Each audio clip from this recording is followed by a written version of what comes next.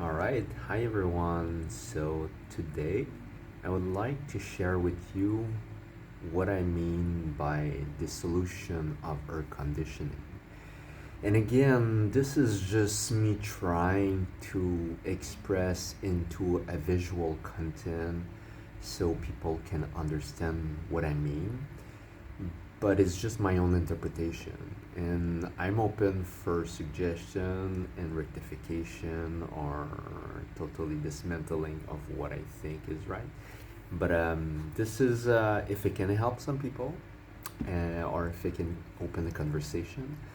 That will be the purpose of this video. So let's start.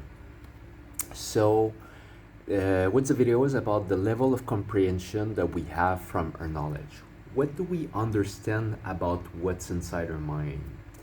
And so when we are a baby or young, we just have personal experience. So we're putting stuff in our mouth, we're seeing things, and we hearing stuff, and everything is impressing us. But we are still trying. We're not trying. We're just experiencing. Everything is mind blowing. We're laughing. We're not sure if the baby have a sense of humor or they're just imitating us. But they're trying food on their mind, and I think maybe some baby are like amazed by some taste and maybe feeling disgust by other tastes, but a lot of baby are just putting anything and they have reaction because something sour feels different than something sweet. You can see if a baby put ice cream for the first time in their mouth, they're like, oh, give me more, and there's a sensation of addiction. And if you have an unconscious parent who just like, yeah, he likes it, just give it as much as you want, then you are feeding an addictive pattern. And then if you are just believing that you should feed whatever the baby wants, then it's likely that if you're feeding bad habit like French fry burger and Coca-Cola, then it will likely grow unhealthy. Anyway, we're going way further. So the first thing is that we're not conscious of the content of our mind, of what we're experiencing, because we don't even have vocabulary yet when we're a baby. We're not trying to understand. We're just experiencing. I think I have a scale of everything that I mentioned. So the little fuel is personal experience, and eventually we're starting to understand from conditioning, from our parents, primarily, that everything has a name. So I don't know, there's not much here, but you can see this is a face, and maybe there's a hard rub, there's a bed, and then the first word for everyone, it's like at least for 99% of the people, is mama.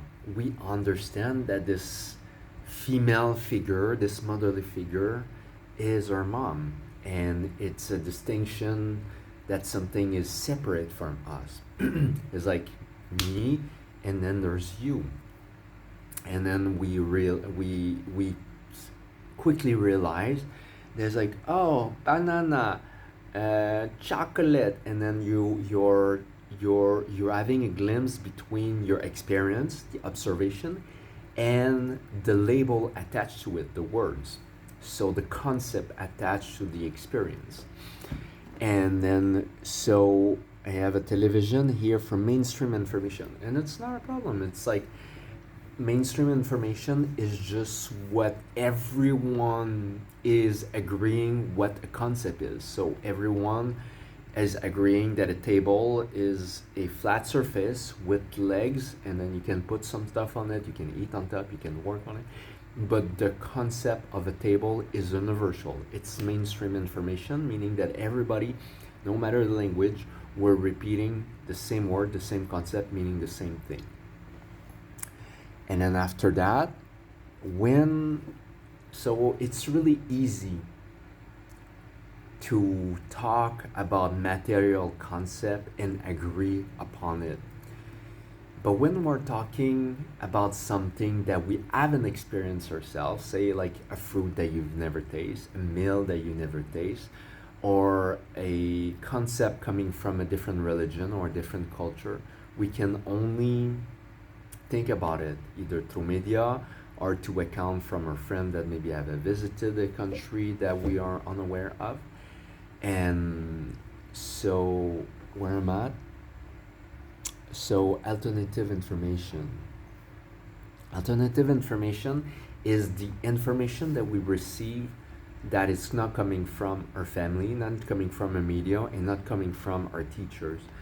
It's coming from, say, for instance, that turmeric can help lower inflammation. Usually we're taking ibuprofen or acetaminophen. That's the mainstream information. And then there's alternative information which exists to sometimes supplement, but most of the time contradict mainstream information. Or, and then there's like a really more obscure alternative information. Who built the pyramid of Egypt? Did we went to the moon? And those are maybe like more conspiracy theory. But it's information that are not shared and accepted by mainstream society in general. And when we're receiving this, it's easy to, if we're gullible, to believe everything we're receiving and then totally contradict what mainstream is telling to us. But at the end of the day, alternative information is to widen a field of understanding and perception through personal experience, meaning that like if you have cancer and chemo or normal procedure hasn't helped you, and then you're opening yourself to the alternative route and you're trying alternative medicine, alternative practice, alternative lifestyle, and it's healing you, helping you, and maybe by miracle curing you from cancer, then your own experience make you understand that there are answers which are different from mainstream information and that are valid. And so there's alternative information which are just conspiracy theory or maybe not valid for everyone, and they also alternative information which are valid for some people, and there's alternative information which are valid for everyone but it's hidden from us. And so when we have mainstream information and also alternative information, we start doubting what we know, either about the moon landing, about if the earth is flat or not, or about if cancer is curable outside of chemotherapy or not. And there's many other theories. So we are starting doubting what we have learned from mainstream. And then so awareness is like the first glimpse is like I think there's something else, there's something different that exists, but I just learn about it and I don't have my own experience to confirm. Does God exist? Does love exist? And then you are aware that an information that is contradicting mainstream exists, but you are not sure, you're doubting. And then consciousness is that you have still mainstream information, but we have our personal experience that are confirming the alternative information we receive. And that's the example I just give. For instance, you had cancer and you've tried energy therapy or fasting or information that exists even on the internet but is not widely spread by mainstream doctor, mainstream scientists, etc. And that gives you an understanding that is different before you were just filled with mainstream information. And then higher level consciousness is that instead of mixing alternative information and mainstream information, we are on the process of dissolving mainstream information. Mostly the one that is not tested. So if like we are, because when we're a child, when we're younger, we have our own experience, but they're not necessarily correlated to our personal experience. And what it means is that you'll feel something. Say for something example, you feel sad, you feel bully. Say you feel bully, for example. I was bullied when I was, say, I entered high school. I was smaller, and I got bullied by older children, and you might express, if you're ballsy enough, you might express this to your parents, and or to your teacher, and if they're not good into coping, they'll just say, oh yeah, but it's normal, don't worry, just leave them alone and they'll leave you alone, or whatever is you're feeling. If they are acknowledged, then you can grow from there, from them. But if you're, and this is what I'm trying to point out, if instead they are ignore or repress and or shame, even worse, that means that you have your own experience, but mainstream is not helping you to embrace that experience or to make you understand why you're feeling that. And so you're repressing a part of your reality because it's not well seen. So I'm talking in this case about emotion. There's many emotion. Either we're men and we have to feel strong, confident, not complain, or you're a woman and you're not allowed to express your emotion, or whatever it is that is segregated between genders or race, or there's many stigma that are forcing us to behave disconnected from our emotion. And they say, well, you shouldn't feel sad, you shouldn't feel angry because it disturbs other people. And instead of finding a healthy way to express the sadness or to express this anger, we are shown or taught to repress it, to hide it. And then we grow to in adulthood feeling more sad, more angry, and then we have to build a stronger carapace to hold it tighter. And that's why some people who either suffer too much from it or are not able to build a stronger carapace blow up, and then they maybe commit crime, or they are socially awkward, or they are violent with their partner because they haven't learned a healthy way to express that inner violence. They just bottle up, and there's negative emotion that is repressed. And so the healing process is about dissolving. You understand, if you keep your mainstream information, but you realize that no, there's no problem with you. You're not. If you have, say, for example, complex PTSD from abusive parent, you realize that this is a condition, and then to be able to heal, then you have to learn more about your condition, usually by alternative.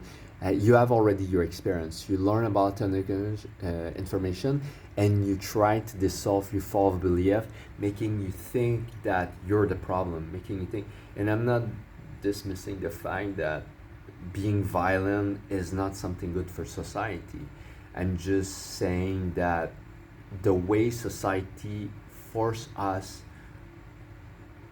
to understand what we feel, the way we behave is wrong or bad, is a wrong interpretation, and creates more suffering or an inability for the majority of people who are suffering to not be able to find the proper healing, meaning that mainstream society say you should see a therapist, you should have medication, you should take a lifetime of medication, and as much as it's possible that chemical medication, SSRI for example, can be useful, there's a difference between using a tool like SSRI medication to help somebody to get out of depression, and to make them, instead of making it addicted, to use it as a tool for healing.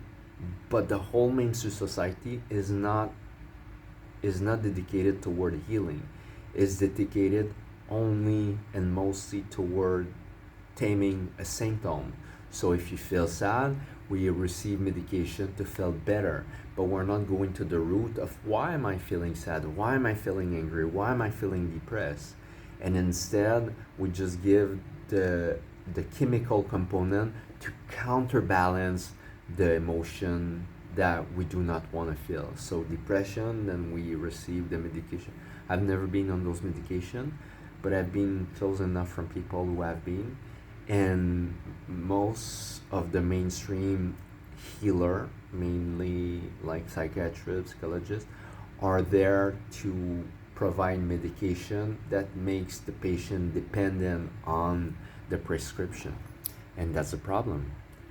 And compared to alternative information where you understand the source of the problem, so whatever you're feeling, you understand maybe it comes from childhood trauma, whatever it may be, and then the path of recovery is uh, is the solution of the false belief that we receive from mainstream information, thinking that there's a problem about our symptom, and to seek help into healing and accepting the root of our trauma.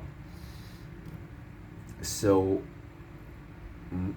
90% at least of their healing journey is emotional. Sometimes, like me, this internalization of imbalance comes from is externalized through injury. Like you can see, I'm currently injured. It's just a tweak, but it's like being bothering me. For me, it's always on the right side, and in the last couple of years, been in my knee and in my shoulder. Some people is cancer, some people is allergy, some people is other kind of illness, and I feel that they can be genetic diseases, but most of the time it's an imbalance, and the imbalance in my own perspective come from a bad diet, bad lifestyle, bad relationship, or not bad, but just like misaligned, or yeah. So diet, lifestyle, relationship, and there's another one, but I forget for now. And so when we are following the education of mainstream, mostly toward healing, doctors are not equipped to tell us, like, I mean, I'm talking about mainstream doctor. 99% of them, they will tell you if you're overweight, they're gonna do a gastric bypass, or if you have a problem with your bowel or you have throat cancer. They're operating and they're removing the cancer, but they're not focused on re-educating, meaning removing mainstream conditioning to give you good quality alternative information so you can stop looping and recreating the cancer in the first place. We are not all lucky to have had parents who were able to good give us the appropriate education for a healthy lifestyle or having healthy relationship, and therefore we're doing your best. It's like it's easy to point at others the finger and say, yeah, but you just have to stop eating junk food, you just have to, I don't know, spend money carelessly. But not everyone has had the education to have the best behavior that can help us for expansion and for growth.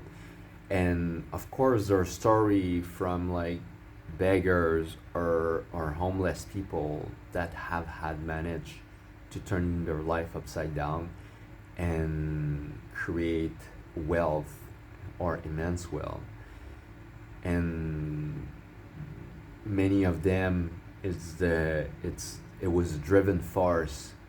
Poverty was a driven force for them to go through the hardship of becoming successful, which is harder when you have a sport life because your parents were wealthy. You never has to struggle in your life, and so you don't really want to start a business and go through to be rich, not from inheritance but from creating successful business, is challenging, and so not everyone has the capacity to do that.